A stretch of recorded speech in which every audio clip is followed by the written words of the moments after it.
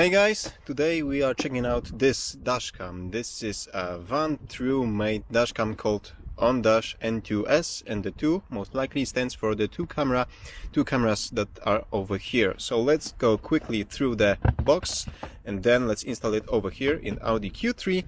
I will drive with it for a few days and then we will review the footage, and I will share with you my thoughts, what I like about it and what I don't like about it. Okay, so we have some funny stickers if you want to have something like this in the, on your car. We have what's this, share your best content. It's some kind of contest, I believe. A thank you note, quick start guide, and a user manual for the device.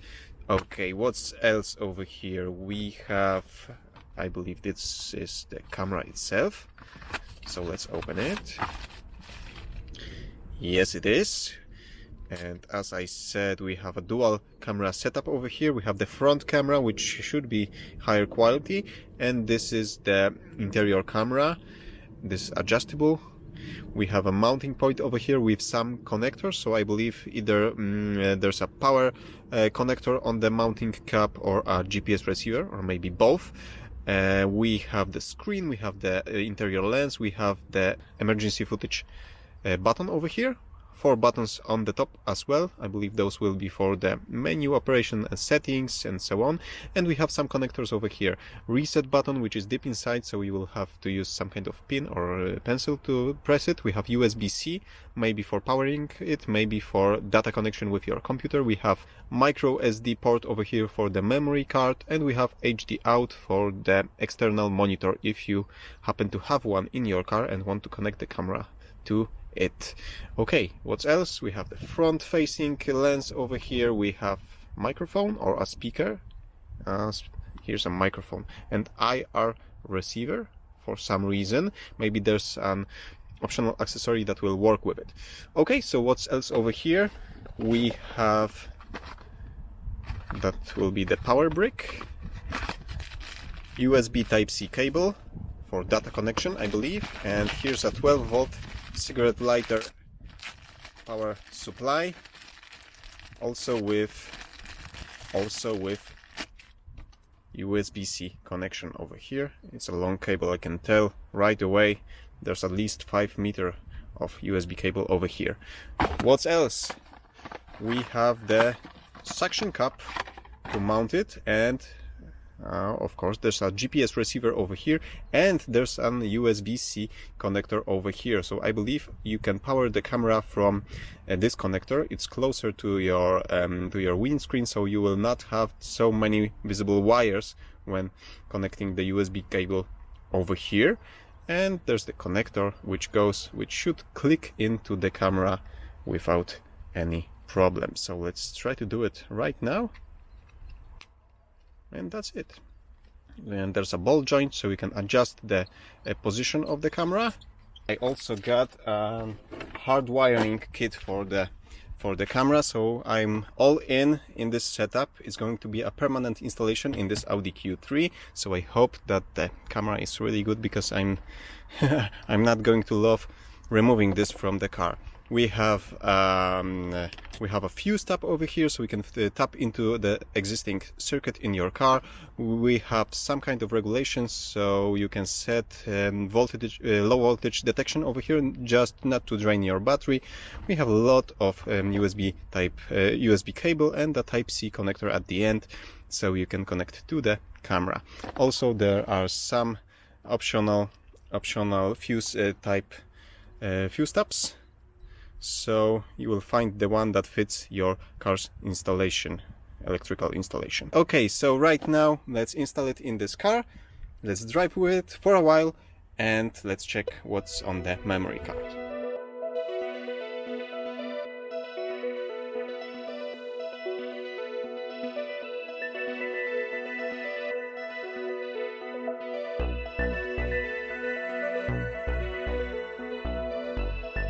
Okay, I think I have it wired up correctly. So from the bottom to the top, over here I have the fuse responsible for the 12-volt cigarette lighter, and I've used the fuse tab to have the positive connection over here, 12 volts.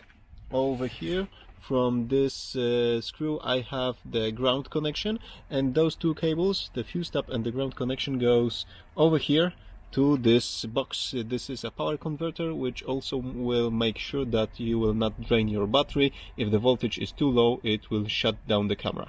The cable goes up over here, behind the LED pillar, behind the air curtain, right over here, near the edge of the roof liner, and it's out over here, connected to the camera. And if I done everything correctly, the camera should turn on as soon as I turn on the car. Okay, so all I need now is some footage.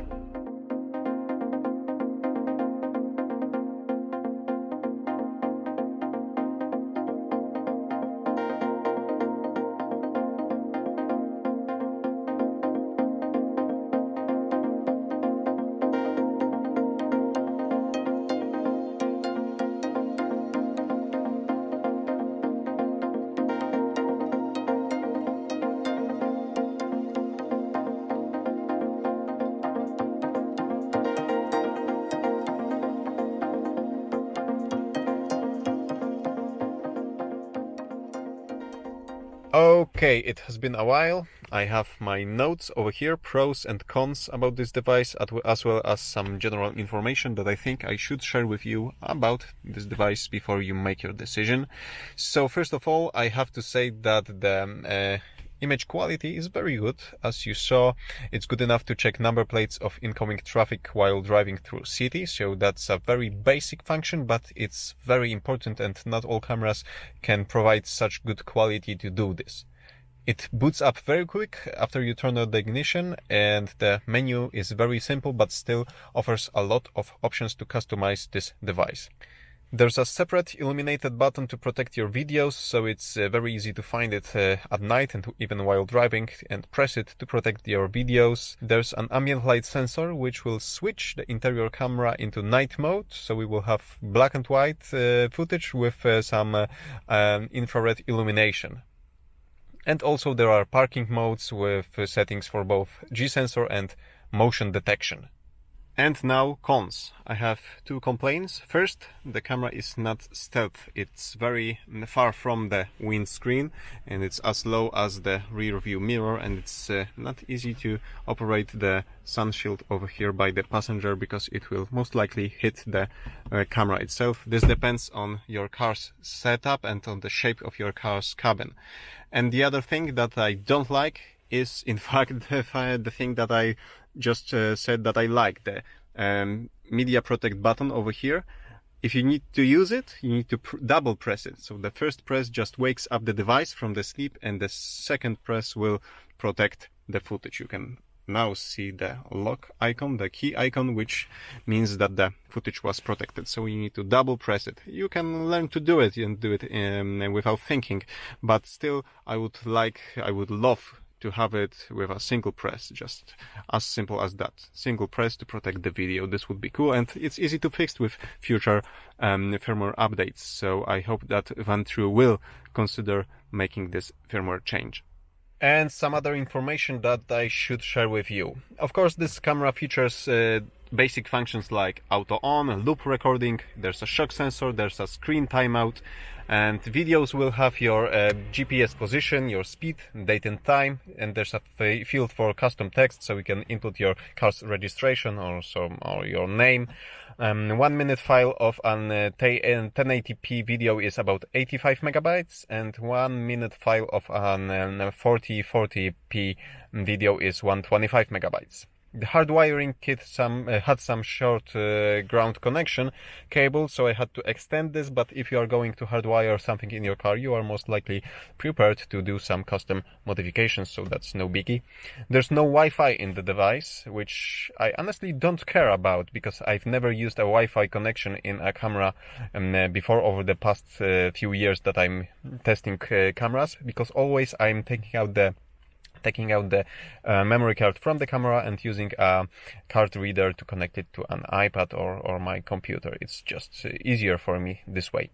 Okay, in the description below this video you will find a link to VanTrue online store if you want to buy this device or check it out. There's also some technical specification and an 20% off coupon code. So if you have any questions, leave them in the comment section below. If you like this test and review, give me a thumbs up, subscribe for future videos, and see you soon.